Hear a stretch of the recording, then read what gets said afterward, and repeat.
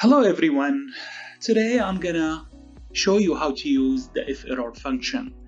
The Iferror function can be used with any type of calculation or formula in Excel. It's a very powerful and simple way to detect errors and return a more friendly message. Let's start with this example. Today I'm going to share with you a couple of examples to show you how to use it. So in this first example here, we have a list of products, dollar sales, and quantity sold.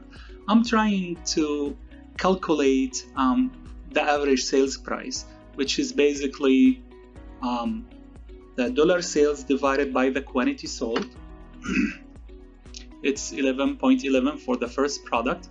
So as you guys see, we're getting an error for product C because the quantity sold is 0, and same is true for product D because we have a text here for the quantity. So we have a value error.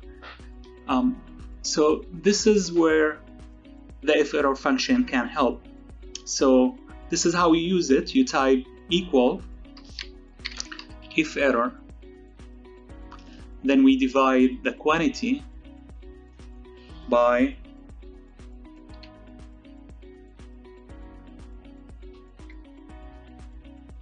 you type Iferror, you divide dollar sales by the quantity sold, and this is basically what we're trying to do, comma, you just enter the value you want to see or the thing you want to see if there is an error. So I'm just gonna type 2 quotation marks, and that's gonna return a space or an empty cell whenever there is an error. So this is what we have right now for products C and D. Instead, you can type any message that you want, like for example, quantity is missing.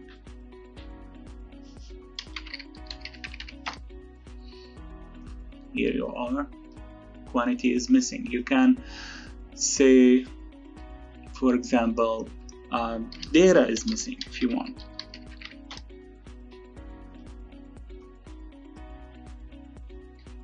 Perfect.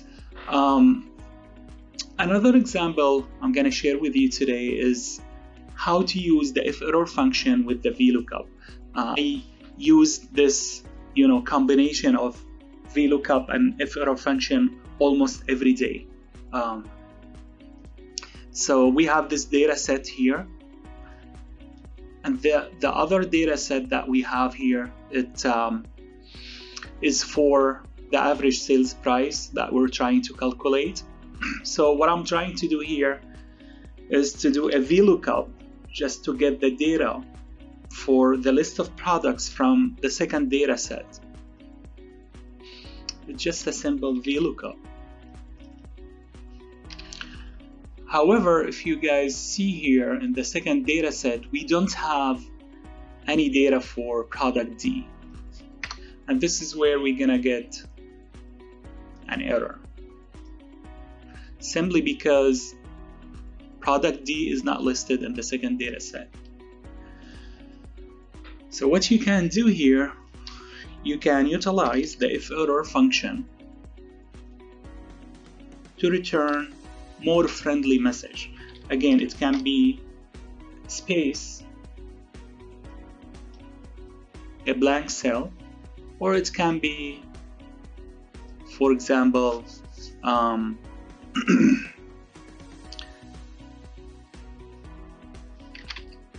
average price is not available.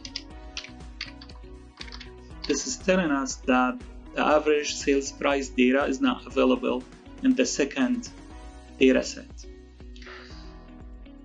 That's it for this video. Thank you so much everyone for watching. Please like and subscribe.